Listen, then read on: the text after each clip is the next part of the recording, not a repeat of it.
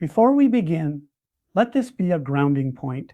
This video is not about labeling every difficult person as a narcissist, and it is not about living in fear of others. It is about learning to recognize patterns that drain your spirit, confuse your intuition, and pull you away from your center. If you are an empath, this teaching is an invitation to keep your heart open while letting your boundaries become stronger, clearer, and more sacred.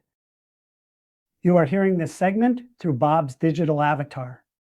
Bob writes and shapes these teachings himself, and this avatar helps bring more of that work forward while preserving his energy for healing, service, and the human side of life.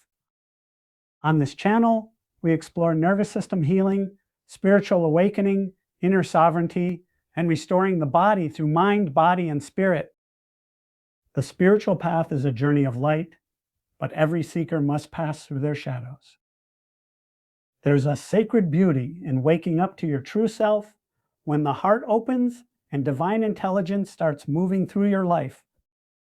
But what many don't expect is that on this path, tests will come. And sometimes those tests wear a charming smile and speak your love language. Narcissists, they don't just show up to torment you, they appear to awaken you. And that is why this conversation matters. The spiritual path does not only open your heart, it also asks you to mature your discernment.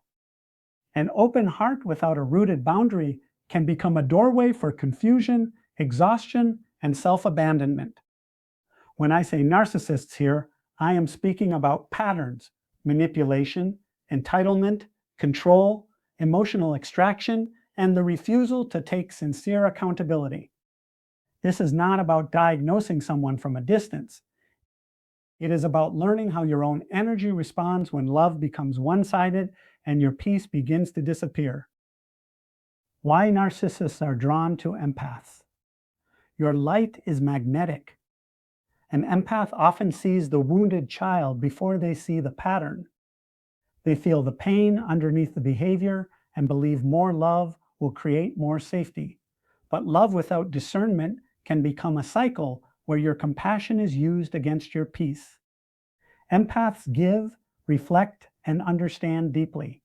Narcissists crave that supply of energy. To them, you are a source, not a soul, until you reclaim your power.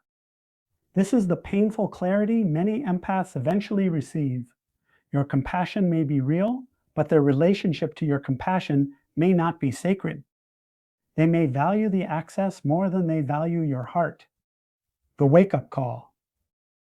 These encounters are not punishments, they're invitations to rise. Not because suffering is required for growth, but because your soul may finally decide that peace is no longer negotiable. The lesson is not to become suspicious of everyone. The lesson is to stop abandoning your inner knowing just because someone else is uncomfortable with your boundary. They teach discernment.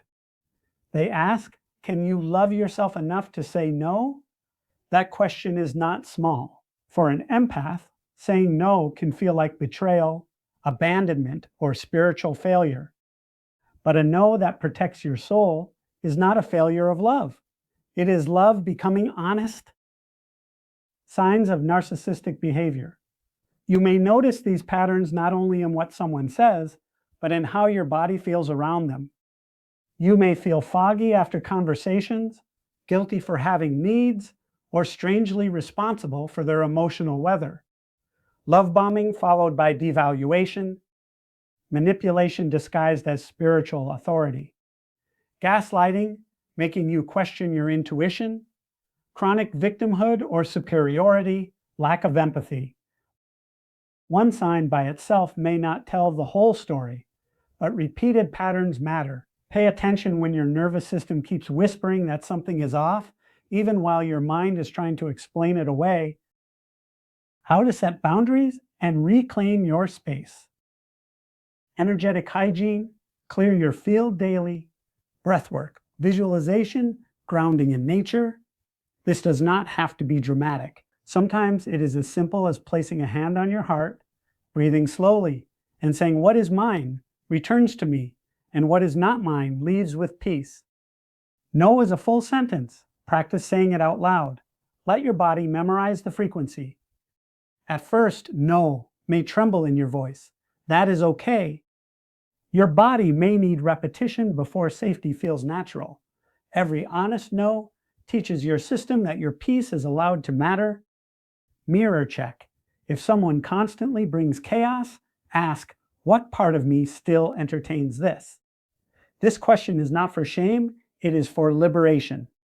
Sometimes we entertain chaos because it feels familiar, because we confuse intensity with connection, or because we believe love means unlimited access. But your soul is not asking for unlimited access. It is asking for sacred stewardship. Physical distance? Sometimes the most spiritual choice is walking away. Distance is not hatred. Distance can be reverence for the life God placed inside you. Distance can be the boundary that gives your spirit room to hear itself again. Closing reflection, your empathy is sacred, but without boundaries, it bleeds. To respond is to reclaim your center. To not react is to evolve.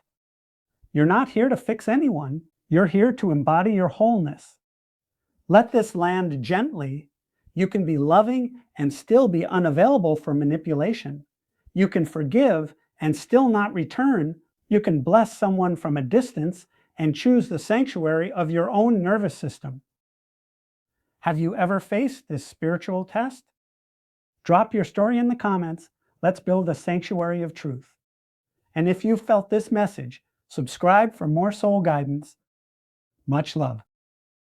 As you move through this week, notice where your body contracts around certain people, conversations, or obligations.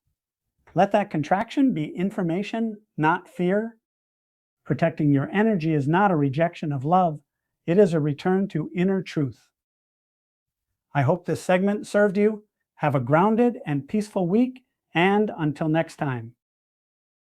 If this segment supported you, then liking the video, subscribing, or sharing it with someone who may benefit helps these teachings reach more people. Thank you for being here, and I will see you in the next one.